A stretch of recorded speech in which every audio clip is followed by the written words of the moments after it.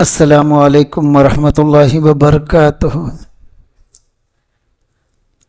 الحمدللہ نحمدہ ونستعینہ ونستغفرہ ونؤمن بہ ونتوکل علیہ ونعوذ باللہ من شرور انفسنا ومن سیئات اعمالنا من یہدہ اللہ فلا مضل لہ ومن یضللہ فلا ہادی لہ ونشہد ان لا الہ الا اللہ وحدہ لا شریک لہ ونشہد ان سیدنا مولانا محمدا عبدہ ورسولہ الذي أرسله بالحق بشيرا ونذيرا وداعيا إلى الله بإذنه وسراجا منيرا أما بعد فأعوذ بالله من الشيطان الرجيم بسم الله الرحمن الرحيم شهر رمضان الذي أنزل فيه القرآن وهدى للناس وبينات من الهدى والفرقان فمن شهد منكم الشهر فليصم ومن كان مريضا أو على سفر فعدة من أيام أخر يريد الله بكم اليسر ولا يريد بكم العسر ولتكملوا العدة ولتكبروا الله على ما هداكم ولعلكم تشكرون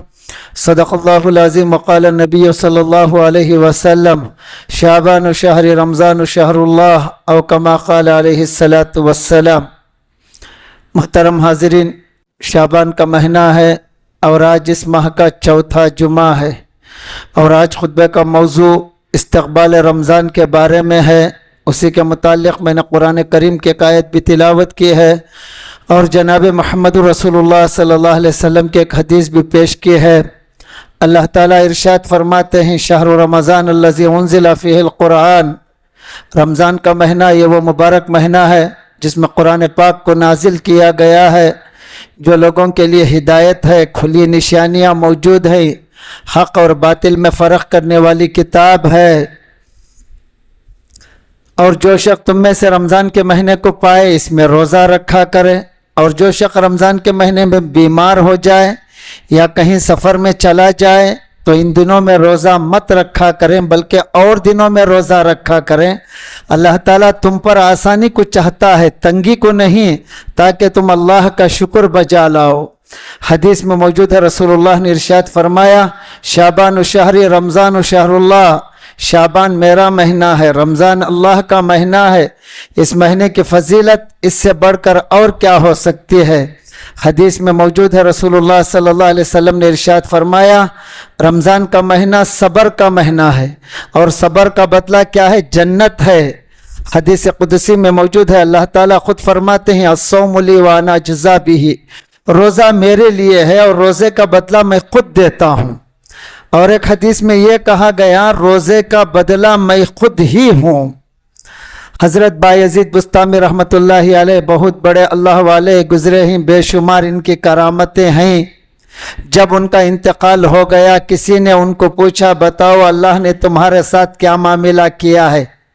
حضرت نے فرمایا جب میں اللہ کے دربار میں پیش ہوا اللہ نے مجھ سے پوچھا میرے لیے کیا لائے ہو؟ میں نے کہا یا الہ العالمین میری ایسی کوئی عبادت نہیں ہے جس میں دکھاوا ریاکاری نہ ہو۔ ہر عبادت میں دکھاوا ہے، ریاکاری ہے، کوئی نہ کوئی یہ عیب موجود ہے، مگر یہ ایک عبادت ہے جس میں کوئی ریاکاری دکھاوا نہیں ہے۔ پوچھا کیا ہے؟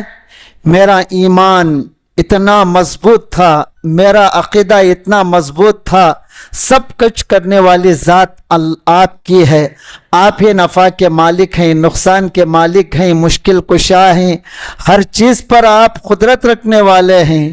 اللہ نے پوچھا اچھا توحید لائے ہو؟ کہا کہ ہاں میں آپ کے دربار میں توحید لے کر آیا ہوں۔ اللہ نے کہا دودھ والی رات کے واقعے کو، اس قصے کو یاد کرو جبکہ تم نے ایک دن دودھ پیا تھا، تمہارے پیٹ میں درد آ گیا تھا، تم نے کہا کہ دودھ پینے کی وجہ سے میرے پیٹ میں درد آ گیا، اب تم ہی بتاؤ پیٹ کے اندر درد کرنے والا میں تھا یا دودھ تھا؟ اس پر وہ خاموش ہو گئے۔ یہی توحید تم لائے ہو؟ اس توحید کے اندر تو شرک کی بو آ رہی ہے۔ حضرت بایزید بستامی رحمۃ اللہ علیہ کہنے لگے یا الہ العالمین اب میرے پاس کوئی عبادت کے آپ کے سامنے جو پیش کروں لائق نہیں ہے، آپ ہی اپنے فضل سے مجھے بخش دو۔ اللہ نے فرمایا جا میں تجھے اپنے فضل سے بخش دیا۔ رحمت حق بہانہ می جویت، انسان کی مغفرت کے لیے اللہ کی رحمت تو بہانہ ڈھونڈتی ہے۔ अफहसिब्तुम अन्नमा खलकनाकुम अबसन व अन्नकुम इलैना ला तुरजऊन, क्या तुम समझते हो हमने तुमको ऐसे ही बेकार पैदा किया? हमने दुनिया की कोई भी चीज को बेकार पैदा नहीं किया। यहाँ तक कि इस्तिंजा खाने में जो कीड़ा रहता है उस कीड़े को भी हमने बेकार पैदा नहीं किया है। एक मर्तबा हजरत मूसा अलैहिस्सलातु वस्सलाम के पेट में दर्द हो गया, अल्लाह से इसका इलाज पूछा।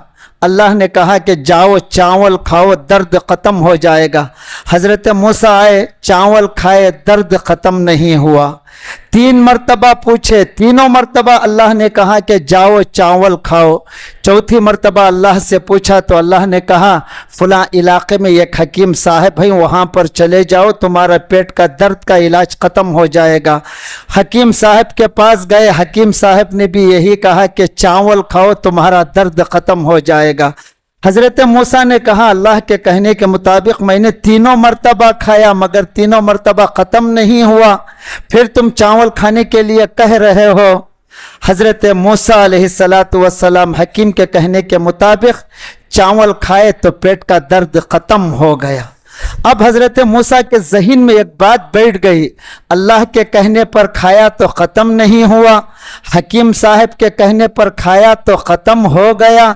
अल्लाह से पूछा, अल्लाह ने कहा कि दोनों का इलाज सही था। अगर मेरे कहने पर ख़त्म हो जाता, तुम्हारा पेट का दर्द ख़त्म हो जाता, तो फिर हकीम साहब की दुकान कैसे चलेगी? इनका भी तो पेट भरना है, इनकी भी तो दुनिया चलना है, इसलिए हमने उनके कहने के मुताबिक तेरा पेट का दर्द ख़त्म कर दिया। अगर इस दुनिया में चोर ना होते, कुफुल वालों का, किली वालों का, ताले वालों का पेट कैसा भरता है? अल्लाह ने ज़राए पैदा किया, असबाब पैदा किए हैं, वसाइल पैदा किए हैं। अल्लाह ने हर इंसान को एक दूसरे का मोहताज बनाया है। एक अल्लाह वाले कहीं रास्ते में जा रहे थे, सख्त गर्मी थी, अचानक बारिश होने लगी। अल्लाह वाले कहने लगे आज बेवक्त बारिश हो गई। अल्लाह की तरफ से इताब हुआ, डांट हुई, वो बेअदब, तुम इस तरह कहते हो कि हम बेवक्त बारिश बरसा दिए। एक बात याद रखो, हम जो काम भी करते हैं वक्त पर ही करते हैं। हमने तुमको पैदा किया वक्त पर, मारेंगे वक्त पर, बीमारी देंगे वक्त पर, शिफा देंगे वक्त पर, नफ़ा देंगे वक्त पर, नुकसान देंगे वक्त पर। हम जो कुछ भी काम करते हैं वक्त पर ही करते हैं। इन्नल्लाह अला कुल्लि शैइन क़दीर। बाज़ हज़रात से सोचते हैं जैसे ही रमज़ानुल मुबारक का महीना आता है, जुमा के खुतबों में, ताख़रातों में, शब क़दर में वही पुरानी बातों का जिक्र किया जाता है। नमाज़ों के बारे में, रोज़ों के बारे में, ज़िक्र व अस्कार के बारे में, नमाज तरावी के बारे में, सहरी इफ्तारी के बारे में, एतिकाफ़ के बारे में, ताख़रातों के बारे में, लैलतुल जायज़ा के बारे में वही पुरानी बातों का जिक्र किया जाता है। यह नया ज़माना है, फैशन का ज़माना है, इसमें पुरानी बातों का जिक्र नहीं होना चाहिए, नई बातों का जिक्र होना चाहिए। अगर कोई शख्स ये सोचता है तो उसको ये भी सोच लेना है कि यह ज़मीन भी पुरानी हो गई है, आसमान भी पुराना हो गया है, चाँद सूरज सितारे पुराने हो गए हैं, इससे भी फ़ायदा नहीं उठाना चाहिए। मुँह से खाने का तरीक़ा भी पुराना हो गया है, फैशन का ज़माना है, नया ज़माना है, तो किसी और जगह से खाना चाहिए। अगर कोई शख्स ये भी सोचता है तो उसको ये भी सोचना चाहिए कि पैरों से चलने का तरीक़ा भी पुराना है। अब ये फैशन का ज़माना है, नया ज़माना है, सर नीचे ऊपर पैर रखकर चलना चाहिए। अगर कोई इस तरह सोचता है तो उसको तरीक़े मफ़हूम नए ज़माने का समझ में आ जाएगा। आप मुझे माफ़ फरमाएं, अब कोई ये ना कह दे कि माँ बाप भी पुराने हो गए हैं, बीवी बच्चे भी पुराने हो गए हैं, अब हमको नए माँ बाप होना चाहिए, नए बीवी बच्चे होना चाहिए। ऐसे लोगों के बारे में कुरान कहता है वमन यब्तग़ी गैरल इस्लामी दीनन फलन युक़बल मिन्हु व हुवा फ़िल आखिरति मिनल ख़ासिरीन। जो शख्स इस्लाम के अलावा किसी और दीन को कबूल करेगा वो दीन काबिल कबूल नहीं होगा, दुनिया में भी नुकसान होगा, आखिरत में भी नुकसान होगा। हमने कई मर्तबा एक एक हदीस को सुना है, एक एक वाक़ये को सुना है, एक एक आयत को सुना है। एक ना एक दिन इस पर अमल करने की तौफीक हो जाएगी, इससे ईमान में ताजगी पैदा हो जाती है। इंसान को कभी भी इससे बेजार नहीं होना चाहिए। آج ہمارا اسلام جو بچہ ہے، جو دین بچہ ہے، وہ بار بار واقعات کو، احادیث کو، قرآن کریم کی آیتوں کو سننے ہی سے بچا ہے۔ اس سے انسان کو کبھی بھی بیزار نہیں ہونا چاہیے۔ آپ سوچئے، ہم نے ایک ہی آیت کو کتنے مرتبہ سنا ہے، ایک حدیث کو کتنے مرتبہ سنا ہے، ایک ہی واقعات کو کتنے مرتبہ سنا ہے، مگر ذرا غور کریں کہ ہم نے اس پر کبھی بھی عمل بھی کیا ہے یا نہیں کیا ہے۔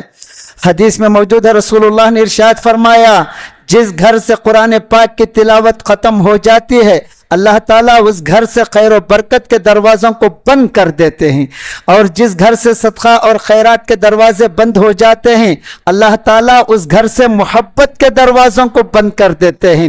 حضرت امام اعظم ابو حنیفہ رحمۃ اللہ علیہ رمضان میں 60 قرآن شریف ختم کرتے تھے۔ حضرت عبد القادر جیلانی رحمۃ اللہ علیہ رمضان المبارک کے مہینے میں 61 قرآن شریف ختم کرتے تھے۔ آج ہم لوگ بڑے زور سے حضرت عبد القادر جیلانی رحمۃ اللہ علیہ کا نام لے لیتے ہیں، نام سے کچھ نہیں ہوتا۔ حضرت نے جو طریقہ بتایا ہے اس پر عمل کرنا چاہیے۔ مبارک کر کے نام رکھ لیتے ہیں، سب سے بڑا منحوس وہی رہتا ہے۔ چاند پاشا کر کے نام رکھ لیتے ہیں، اماواس کے رات کی طرح رہتا ہے، نام سے کچھ نہیں ہوتا۔ حضرت نے جو طریقہ بتایا ہے وہ طریقے کے اوپر عمل کرنا چاہیے۔ شعبان کی 29ویں تاریخ تھی۔ 5ویں صدی میں چاند کے متعلق لوگوں میں اختلاف ہو گیا، مغرب کے بعد مسئلہ حل نہیں ہوا۔ آج بھی یہی صورتحال ہو گئی ہے۔ آج تو ہر چیز میں اختلاف، چاند میں اختلاف، سحری افطاری کے جو اوقات نکالے جاتے ہیں اس میں اختلاف، صدقہ فطر کے بارے میں اختلاف۔ کچھ کہیں گے تو لوگ تانا دیں گے، حق بات کہیں گے تو لوگ پریشان ہو جاتے ہیں، اور آج تو ہر چیز میں اختلاف ہی اختلاف ہو گیا ہے۔ بہرحال لوگوں نے فیصلہ کر دیا چاند کے متعلق کل چاند نظر آئے گا۔ دوسرے دن یہ نو مولود بچہ جس کو دنیا حضرت عبد القادر جیلانی رحمۃ اللہ علیہ کے نام سے جانتی ہے، آپ پیدا ہوئے، ماں نے دودھ پلانے کی کوشش کی، بچہ دودھ نہیں پیا، نہ ہی رو رہے ہیں نہ ہی دودھ پی رہے ہیں۔ ماں نے ہر طرح کی کوشش کی مگر بچہ دودھ پینے کی طرف مائل نہیں ہوا۔ آخر کار ماں نے اعلان کر دیا، میرا یہ معصوم بچہ جو آج پیدا ہوا ہے یہ دودھ نہیں پی رہا ہے۔ معلوم ہوتا ہے کل چاند نظر آ گیا ہے اور آج پہلی رمضان ہے۔ پھر جب افطاری کا وقت آیا، ماں نے بچے کو اٹھا کے دودھ پلایا تو فوراً دودھ پینے لگے۔ تو اس واقعے سے بزرگوں نے یہ فرمایا، حضرت عبد القادر جیلانی رحمۃ اللہ علیہ پیدائشی ولی تھے، کیونکہ آپ اس عظیم ماں باپ کے فرزند تھے جنہوں نے تقوی و طہارت کو اپنا مقصد حیات بنا لیا تھا۔ حضرت عبد القادر جیلانی رحمۃ اللہ علیہ کوئی معمولی ولی نہیں ہیں، اولیاء کے سردار ہیں۔ ان کے بارے میں قرآن تعریف کرتا ہے، الا ان اولیاء اللہ لا خوف علیہم ولا هم یحزنون۔ محترم حاضرین، رمضان المبارک کا مہینہ تو بالکل قریب آ گیا ہے، صرف 2 دن یا 3 دن باقی بچے ہوئے ہیں۔ ہماری ظاہر کو دیکھنے والی آنکھوں نے رمضان اور غیر رمضان میں کوئی کھلا فرق محسوس نہیں کیا۔ اگر اللہ تعالیٰ کسی کو وہ آنکھ نصیب فرمائے جو رمضان المبارک کے مہینے میں نازل ہونے والی رحمتوں کو، برکتوں کو دیکھ سکے، تو ایسا شخص رمضان اور غیر رمضان میں ایسا کھلا فرق محسوس کرے گا جیسا کہ میں اور آپ دن رات میں کھلا فرق محسوس کرتے ہیں۔ 1,24,000 پیغمبر کی امتوں کو ایسا ہدیہ، ایسا تحفہ، ایسا گفٹ نہیں ملا جو کالی کملی والے کے جوتی کے صدقے سے اس امت کو ملا ہے۔ رمضان میں کیسی رحمتیں، کیسی برکتیں نازل ہوتے ہیں، اگر ہم لوگوں کو پتہ چل جائے تو ہم یہی تمنا کرتے ہیں کہ کاش سارا سال رمضان ہوتا تو کتنا اچھا ہوتا۔ اور اس دنیا میں رمضان کے انوارات و برکات کو سب سے زیادہ محسوس کرنے والے جناب محمد رسول اللہ صلی اللہ علیہ وسلم تھے۔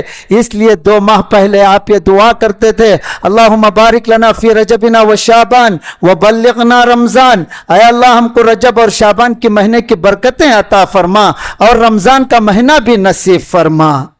رمضان المبارک کی پہلی عبادت روزہ ہے۔ الحمدللہ ہم میں سے اکثر مسلمانوں کو روزہ رکھنے کی توفیق تو ہو ہی جاتی ہے، ہم روزہ رکھنے کے لیے سحری کو اٹھتے ہیں، بعض ہمارے بچے آس پاس کے پڑوسی لوگوں کو جا کے گھروں کو میں اٹھاتے ہیں کہ اٹھو سحری کا وقت ہو گیا، اٹھو سحری کا وقت ہو گیا۔ بعض اوقات غلطی سے یا بھول کر کسی غیر مسلم لوگوں کے دروازوں پر بھی دستک دے دیتے ہیں، اس سے غیر مسلم بھائیوں کو پریشانی ہوتی ہے، اس لیے کسی کو آج جگانے کی ضرورت نہیں پڑتی ہے۔ آج ترقی کا زمانہ ہے، ہر گھر میں فون موجود ہے، الارم موجود ہے، وہ خود بخود اٹھ کے جاگ جائیں گے۔ اور ہمارے بعض نوجوان جو رات کے راجا ہوتے ہیں، دن بھر سوماری کی طرح پڑھے رہتے ہیں، وہ بھی رات بھر گپ شپ بیٹھ کے باتیں کرتے رہتے ہیں، وہ بھی جگا دیتے ہیں۔ نماز فجر کے بعد ہمارے بعض بچے کھیل کے میدانوں کی طرف جاتے ہیں، کرکٹ، فٹ بال، ہاکی وغیرہ کھیلتے رہتے ہیں۔ بعض غیر مسلم لوگ جو روزانہ ورزش کرتے رہتے ہیں، مسلمان بچوں کا یہ ہجوم دیکھ کر اندر سے جلتے رہتے ہیں اور ہمارے بچوں کو میدان میں آنے سے منع کرتے رہتے ہیں۔ اب ظاہری بات ہے ہماری قوم کے بچے سحری میں گوشت، انڈا، مچھی کھا کے جوش میں رہتے ہیں، جذبات میں رہتے ہیں، خواہ مخواہ کسی کے اوپر لڑائی جھگڑے کو پڑ جاتے ہیں۔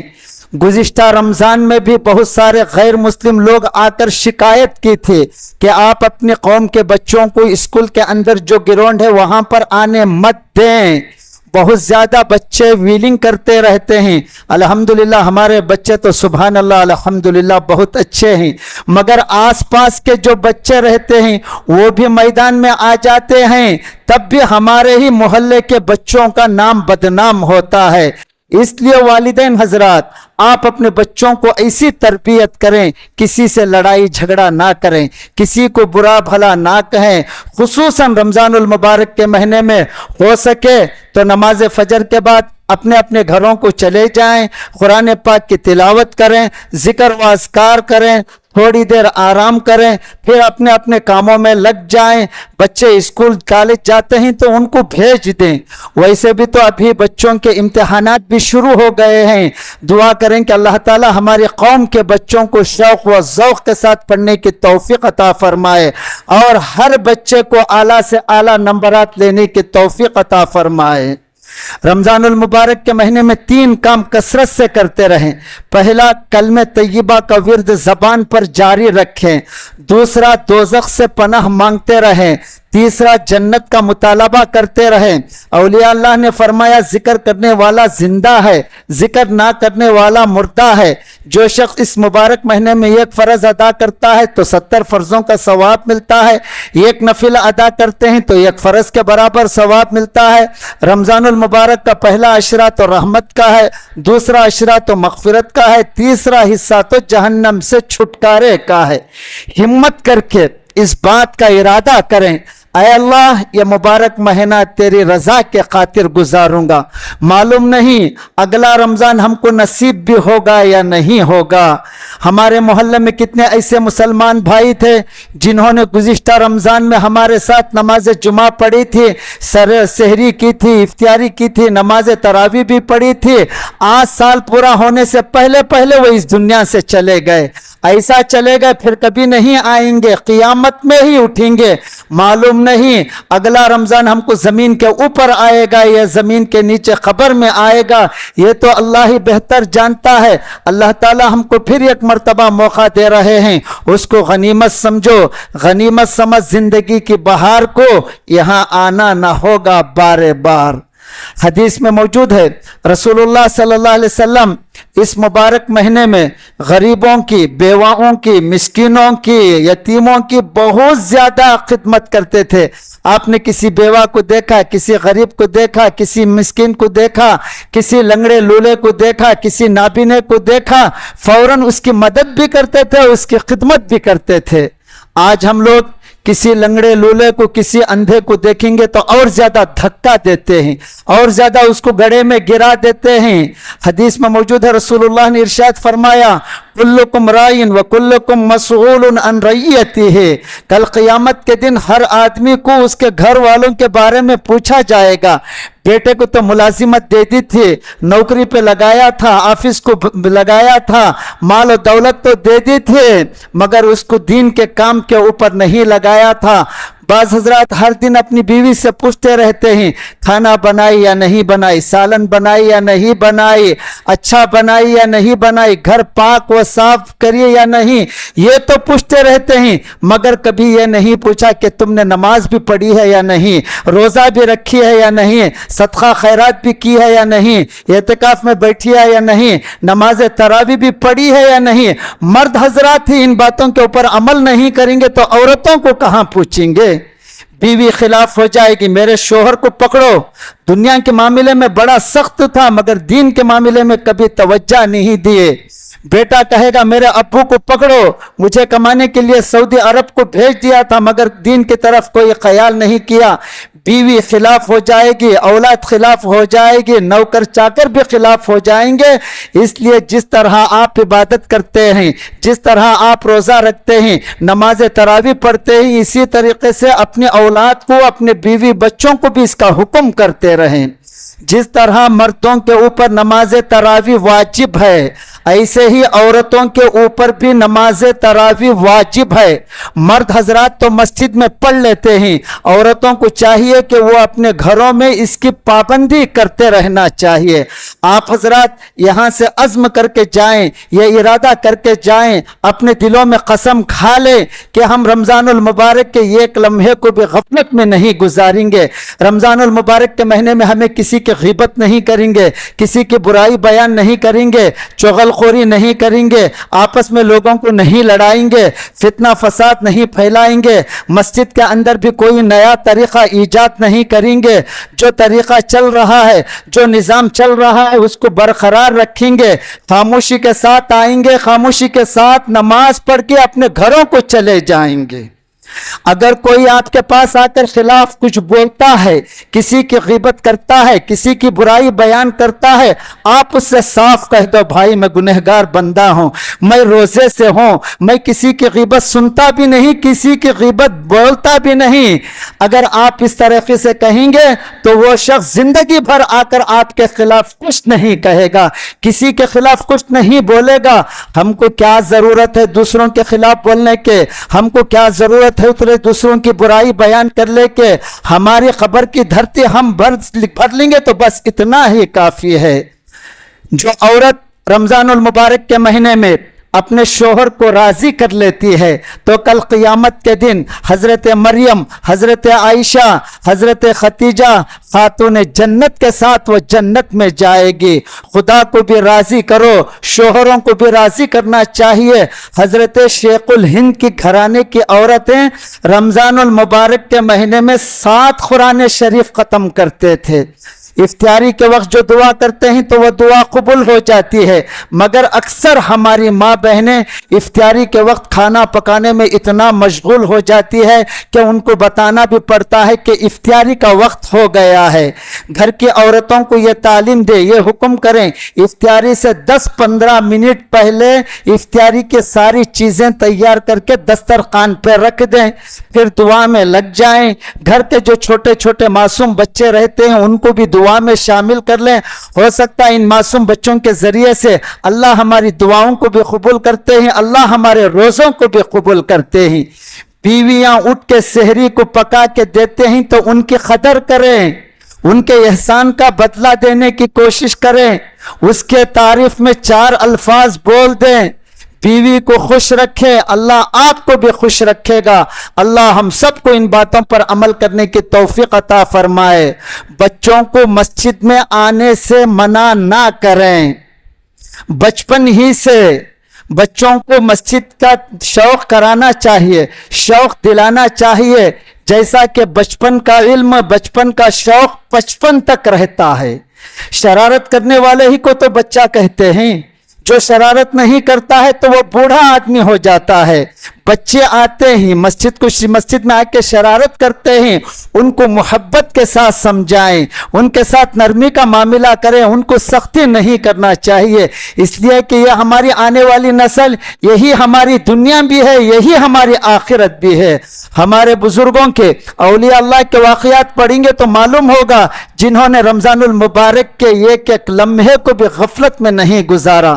میں سمجھتا ہوں ہم میں سے ہر ایک کے لیے آسان نہیں ہے، میں خود بھی ان باتوں کو آپ کے سامنے ذکر کر رہا ہوں، ورنہ میں خود بھی اس معاملے میں بہت زیادہ پیچھے ہوں، مگر جہاں تک ہو سکے رحمتوں کو، برکتوں کو لوٹنے کی کوشش کریں، چلتے پھرتے اٹھتے بیٹھتے اللہ اللہ کرتے رہیں، اور درود شریف کا ورد زبان پر جاری رکھیں، اور اللہ سے دعا کرتے رہیں، یا الہ العالمین میں بہت کمزور ہوں، میں یہ چاہتا ہوں یہ مقدس مہینہ تیرے رضا کے خاطر گزاروں، مگر میرا یہ چاہنا کس لیے؟ جب تک تو نہ چاہے تو اپنے فضل سے مجھے نیک کام کرنے کی توفیق دے، تاکہ میں جنت کا حقدار بن جاؤں، جہنم سے بچ جاؤں۔ اگر ہم لوگ ان باتوں پر عمل کر لیں گے تو میں سمجھتا ہوں ہم میں سے بڑھ کر اور کوئی خوش نصیب انسان ہو ہی نہیں سکتا۔ بے شک اللہ تعالیٰ بہت زیادہ سننے والے بھی ہیں، دیکھنے والے بھی ہیں، فرشتے بھی سن لیں، کرامن کاتبین بھی لکھ لیں، سمجھانے کی تو پوری کوشش کرتا ہوں، اب سمجھ میں آنا نہ آنا، عمل کرنا نہ کرنا، بات کو ماننا یا نہ ماننا، یہ آپ کے اختیار میں ہے، مانو نہ مانو آپ کو یہ اختیار ہے۔ ہم نیک و بد جناب کو سمجھائے جاتے ہیں، اللہ مجھے بھی اور آپ کو بھی ان باتوں پر عمل کرنے کی توفیق عطا فرمائے، رحمتوں کو برکتوں کو لوٹنے کی توفیق عطا فرمائے، صحیح معنوں میں رمضان المبارک کا استقبال کرنے کی توفیق عطا فرمائے، آمین۔ وآخر دعوانا ان الحمد للہ رب العالمین۔